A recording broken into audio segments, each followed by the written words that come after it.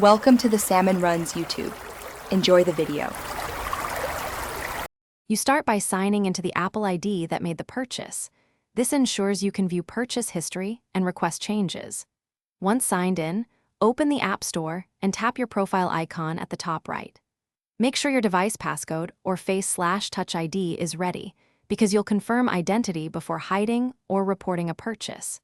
Doing these steps first saves time and avoids repeated authentication prompts as you proceed to view the purchase list. Next, navigate to Purchased or Your Purchases and scroll until you find the app or in-app purchase in question. You might need to switch between All and Not on this iPhone. Once located, expand the item to reveal options and details like purchase date and invoice. If you want removal from history, choose Hide.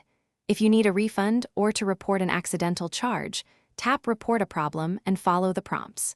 This gives you control whether to hide, request refund, or remove visibility. Finally, confirm your choice.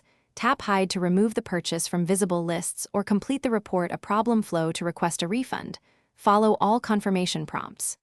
Once done, sign out and back in or restart the App Store. Changes sometimes take a few minutes to sync. If the purchase still appears, make sure you use the correct Apple ID, then contact Apple support with the purchase date and invoice number. That direct report resolves most stuck or synced history issues quickly. Thanks for watching. Consider subscribing if we helped you.